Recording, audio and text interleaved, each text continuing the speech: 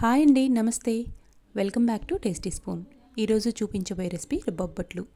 బొబ్బట్లు అంటే రెగ్యులర్గా ఒకేలాగా చేస్తూ ఉంటాం కదా, కానీ ఈరోజు కొంచెం డిఫరెంట్గా లోపల స్టఫింగ్ కోసం పల్లీలు అలాగే బెల్లంతో ప్రిపేర్ చేసిన మిశ్రమాన్ని స్టఫ్ చేసి ఈ బొబ్బట్లని ఎలా ప్రిపేర్ చేసుకోవాలో చూద్దాం.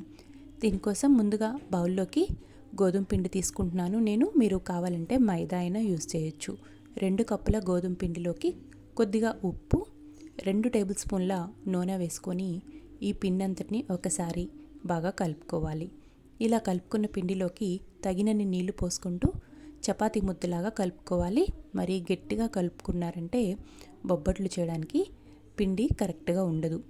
ఇలా కలుపుకున్న తర్వాత 1 టేబుల్ స్పూన్ నెయ్యి వేసుకొని మరొక్కసారి సాఫ్ట్గా కలుపుకొని మూత పెట్టి పక్కన పెట్టుకొని ఈలోపు లోపల స్టఫింగ్ ప్రిపేర్ చేసుకుందాం.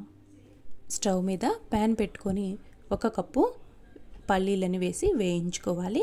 మీడియం టు లో ఫ్లేమ్ మీద మంటను ఉంచుకొని పల్లీని బాగా క్రిస్పీగా అయ్యేంత వరకు ఫ్రై చేసుకోవాలి. వీటిని ఒక ప్లేట్లోకి వేసుకొని అదే ప్యాన్లోకి 2 టేబుల్ స్పూన్ల నువ్వులు కూడా వేసుకోండి. రుచి చాలా బాగుంటుంది. వీటిని కూడా లో ఫ్లేమ్ మీద కొద్దిగా కలర్ మారి చిటపట్లాడేంత వరకు ఫ్రై చేసి పక్కన పెట్టుకోవాలి. తర్వాత మిక్సీ జార్లోకి వేయించుకున్న పల్లీలని పొట్టు తీసుకొని వేసుకోవాలి. అలాగే చల్లారిన నువ్వులను కూడా వేసుకొని ఒక్కసారి మెత్తగా గ్రైండ్ చేసుకోవాలి. ఇలా గ్రైండ్ చేసుకున్న పౌడర్లోకి 2 యాలకులు, 1/2 కప్పు వరకు బెల్లం వేసుకోండి. కరెక్ట్గా సరిపోతుంది. మీరు ఎక్కువ స్వీట్ తినాలనుకుంటే 1 కప్పు వరకు యాడ్ చేసుకోవచ్చు. దీన్ని కూడా మరొకసారి గ్రైండ్ చేసుకొని ఈ మిశ్రమాన్ని అంతటిని ఒక ప్లేట్లోకి వేసుకోవాలి. ఈ పౌడర్ని అంతా ఉండలు లేకుండా ఒకసారి బాగా కలుపుకోవాలి.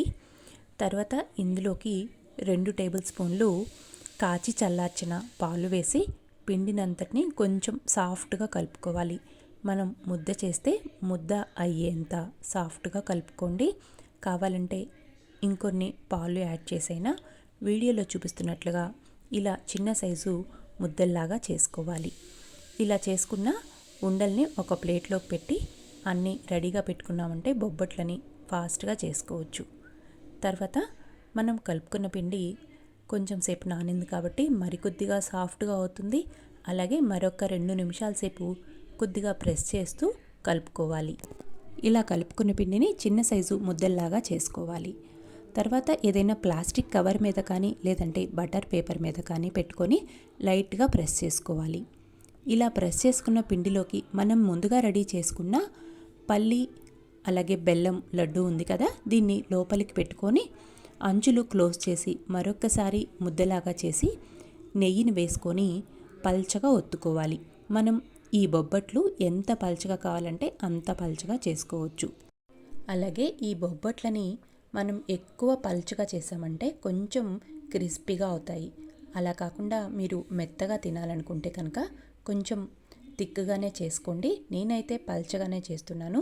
వేడివేడిగా సర్వ్ చేశారంటే సాఫ్ట్గా ఉంటాయి.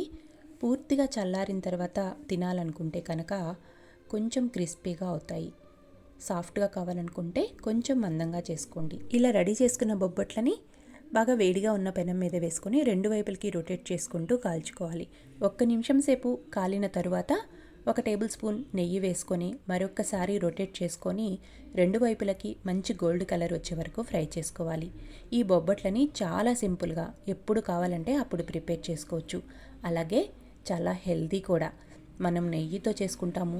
లోపల పల్లీలు, నువ్వులు, బెల్లం వేసి చేసాం కదా, చాలా రుచిగా ఉంటాయి. ఇదే విధంగా మిగిలిన పిండిని కూడా బొబ్బట్లు చేసుకున్నారంటే ఎంతో రుచిగా ఉండే పల్లి బెల్లం బొబ్బట్లు రెడీ అయిపోయినట్లే. మీకు ఈ రెసిపీ ఎలా అనిపించిందో కామెంట్ చేయండి. వీడియో నచ్చితే లైక్ చేయండి, షేర్ చేయండి. ఇలాంటి టేస్టీ అండ్ సింపుల్ రెసిపీస్ కోసం నా ఛానల్ని సబ్స్క్రైబ్ చేసుకోవడం మర్చిపోవద్దు.